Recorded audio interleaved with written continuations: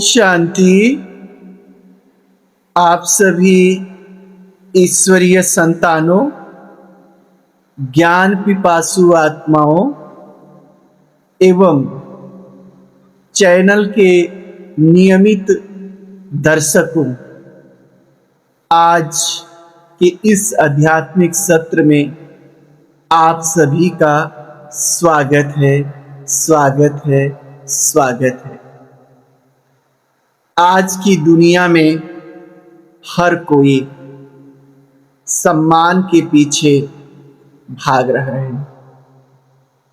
कोई पैसे से सम्मान खरीदना चाहता है, तो कोई पद से, तो कोई सोशल मीडिया पर पोस्ट करके लाइक्स और कमेंट बटोर कर सम्मान खरीदना चाहता है। लेकिन ये बाहरी सम्मान पानी के बुलबुले के समान है, जो आज है और कल नहीं। आज हम सब 8 मई 1973 की अव्यक्त मुरली का चिंतन मनन करेंगे, जिसको प्राण प्यारे अव्यक्त बाप दादा ने मधुबन में चलाया था।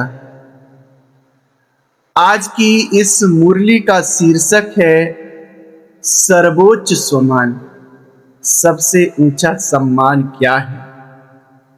आज की इस क्लास में हम सब जानेंगे कि एक आत्मा का सबसे ऊंचा सम्मान क्या हो सकता है और कैसे हम स्वार्थ से ऊपर उठकर महादानी बन सकते हैं।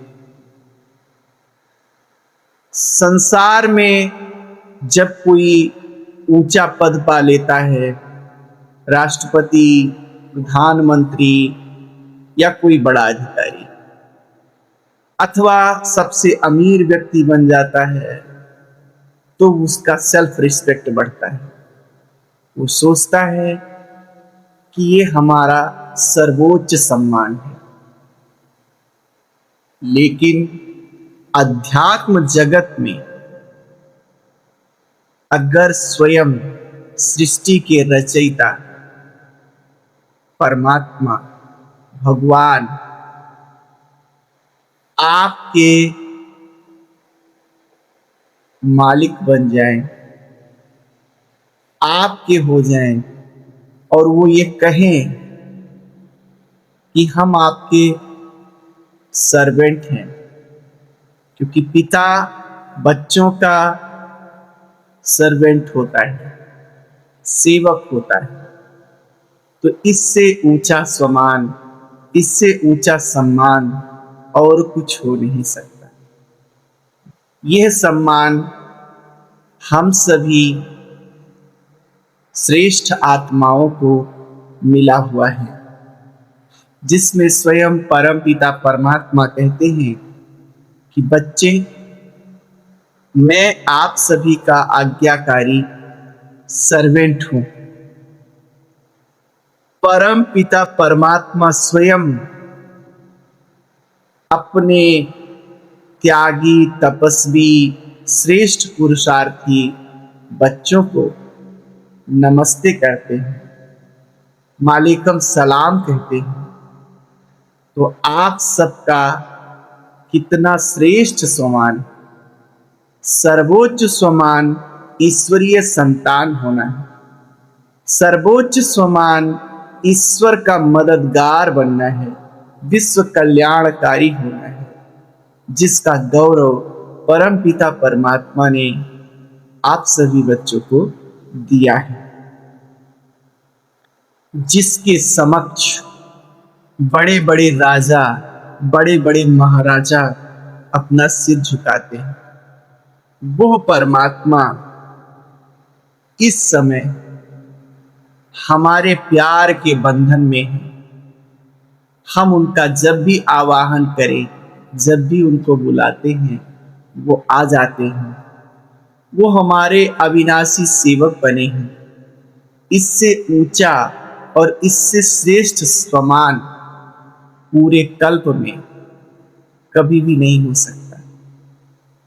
स्वयं बाप दादा कहते हैं कि आप कल्प में, सतयुग में किसी देवता के पुत्र कहलाएंगे, किसी देवी के पुत्र कहलाएंगे, लेकिन ये संगम युग का समय ही इतना श्रेष्ठ है जहां आप डायरेक्ट ईश्वर की संतान कहलाते हैं।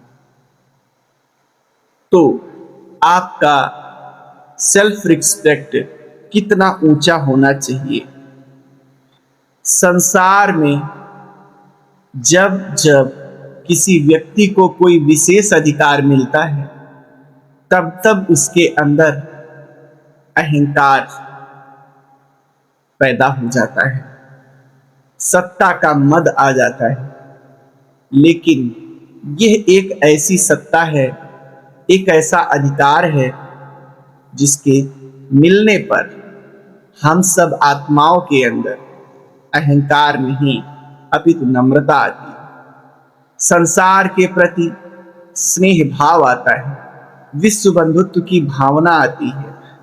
आज की इस मुरली में बाबा कहते हैं कि जितना जितना अपने स्वमान का, सेल्फ रिस्पेक्ट का बुद्धि में नशा होगा, उतना उतना ही नम्रता होगी। आप भगवान के बच्चे हैं, भगवान के मालिक हैं। यह नशा अति ऊंचा होना चाहिए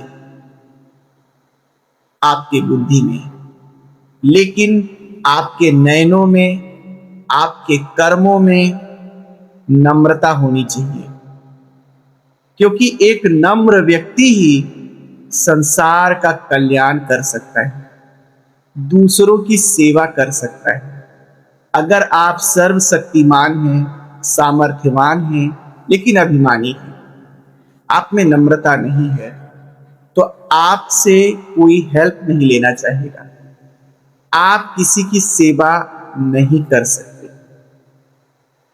तो बाबा ने कहा कि इसके लिए फॉलो फादर करना है। जैसे ब्रह्मा बाप को आपने देखा, हर प्रकार से वे श्रेष्ठ व्यक्ति थे। स्वयं परमात्मा ने उनके तन का आधार लिया, यज्ञ पिता थे, जगत पिता थे, लेकिन फिर भी जितना जितना ऊंचा सम्मान, उतना ही नम्रता, पूर्ण व्यवहार। तो हम सबको ब्रह्मा बाप को फॉलो करना है। बाबा कहते हैं, चेक करो कि आपने कितने खजाने उस परम पिता परमात्मा से, उस रत्नागर से प्राप्त किए। गीत है ना, क्या क्या न पाया बाबा तेरे दरबार में। स्वयं भगवान आपको मिल गया है, उससे क्या क्या मिला है आपको, उसको चेक करो। बाबा मिला तो समझो चाबी मिल गई। अगर किसी व्यक्ति को तिजोरी की चाबी दे दिया जाए, घर की चाबी दे दिया जाए, और उसके बाद भी वो कहे कि अभी मुझे अधिकार प्राप्त नहीं हुआ, खजाना नहीं मिला, तो क्या कहेंगे? परमात्मा पिता मिला अर्थात सब कुछ मिला, क्योंकि सारे खजाने का मालिक वही है। एक तू जो मिला, सारी दुनिया मिली, सब कुछ मिल गया। ईश्वरीय ज्ञान, अष्ट शक्तियां और दिव्य गुणों से परमात्मा पिता ने इस कलयुगी संसार में, जहां हम सब आत्माओं की बैटरी डल हो चुकी थी, भरपूर कर दिया। और एक सबसे बड़ा अनमोल खजाना जो हम सबको मिला है सौगात के रूप में, वो है संगम युग के समय का खजाना। इस संगम युग के एक एक सेकंड को सफल करके हम अपने जन्म जन्मांतर के प्रारब्ध को श्रेष्ठ बना सकते हैं। क्या हम इन खजानों से पूरी तरह संपन्न बने हैं? चेक करें। ज्ञान का खजाना, गुणों का खजाना, शक्तियों का खजाना, समय का खजाना, संकल्पों का खजाना, क्या इन सब से हम संपन्न बने हैं? अगर कुछ कमी रह गई तो हम अधूरे हैं। किसी भी बात में यदि हम संपन्न नहीं बने हैं तो इसका मतलब ये हुआ कि अभी हमारी सर्वोच्च स्थिति नहीं हुई है। हम सूर्यवंशी नहीं बन सकते, सूर्यवंशी घराने में नहीं जा सकते। सूर्यवंशी घराने में जाना है तो हर बात में संपन्नता लानी ही होगी।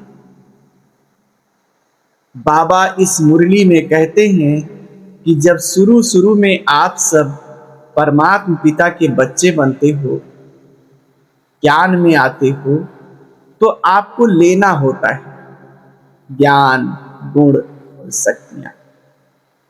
लेकिन अब तो देने का समय आया है, इसलिए अब महादानी बनो, देने वाला बनो, लेने वाले की प्रवृत्ति को छोड़ो। ये शुरू शुरू की बात है, जब आत्मा अपने अंदर ये भावना रखती है कि हमको शांति मिले, सुख मिले, हमें हमारी परेशानियां दूर हों।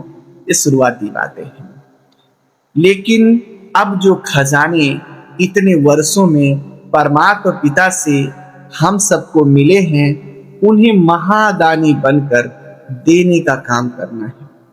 सच्चा महादानी वो है जो सबको देता है और कभी भी भिखारी नहीं होता, सबको देने के बाद भी जो परिपूर्ण है, क्योंकि वो देता ही अविनाशी चीजों को है। आप ज्ञान जितना देंगे ज्ञान उतना बढ़ेगा, गुण जितना देंगे गुण उतना बढ़ेगा, शक्तियां जितना देंगे शक्तियां उतनी बढ़ेंगी। तो इसलिए सच्चे महादानी बन करके विश्व को ईश्वरीय खजाने जो हम सबको मिले हैं उसे देना है। एक ही समय पर डबल काम करना है, दूसरों को भी देना है और अपना भी जमा करना है। वर्तमान समय में साधन तो बहुत हो गए हैं, लेकिन साधना में कमी आ गई है। आज हमारे पास सेवा के कितने साधन हैं, इंटरनेट है, मोबाइल है, गाड़ियां हैं, सुंदर सुंदर भवन है।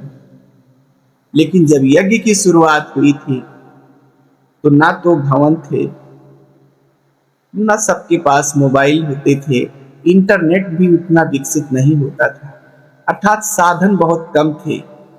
लेकिन जितने भी भाई बहनें थे वे साधना में बहुत मशगूल रहते थे। उनके नैन चैन चेहरे में एक नामी इका नामी दिखती थी। वे अपने प्रति कम, लेकिन विश्व सेवा के प्रति, विश्व का कल्याण कैसे हो, ज्यादा सोचते थे। बाबा कहते हैं वर्तमान समय में साधन तो बहुत मिल गए हैं आप सबको, लेकिन साधना में कमी आ गई है। आप सब सोचते हो कि साथी हो तो सेवा करूं, साधन मिले तो सेवा करूं, ऐसा नहीं होना चाहिए। फिर आज की इस मुरली से हम सबको जो संदेश मिलता है वो ये है कि स्वयं के त्याग से ही औरों का भाग्य बनता है। जहां स्वयं का त्याग नहीं है वहां औरों का भाग्य नहीं बनता। जब स्व को भूलोगे, दूसरों के बारे में सोचोगे, तभी आप उनके भाग्य विधाता बन सकते हो। उदाहरण के लिए बाबा स्वयं का उदाहरण देते हुए कहते हैं कि भगवान ने स्वयं का त्याग किया। परमात्मा अगर चाहते तो सतयुग की बादशाही तो वो स्वयं लेते, लेकिन उन्होंने जब स्वयं का त्याग किया तब आप बच्चे जाकर के सतयुग के राजकाज को भोगेंगे। ठीक उसी प्रकार से आप आत्माएं भी अब त्याग करो और जो छोटे हैं उनको आगे बढ़ाओ, या जो संसार की आत्माएं हैं उनके बारे में सोचो। आज परमात्मा ने आप सभी के हाथों में संसार की आत्माओं की भाग्य की रेखाएं खींचने की अथॉरिटी दे दी है। ईश्वरीय ज्ञान देना माना भाग्य विधाता बना देना। आप जिन जिन आत्माओं को ज्ञान सुनाएंगे, सेवा करेंगे, आपके उस ज्ञान के माध्यम से उनके भी भाग्य श्रेष्ठ बन सकते हैं। तो ये अथॉरिटी बाबा ने आप सबको दी है, तो ये कितनी बड़ी जिम्मेदारी है।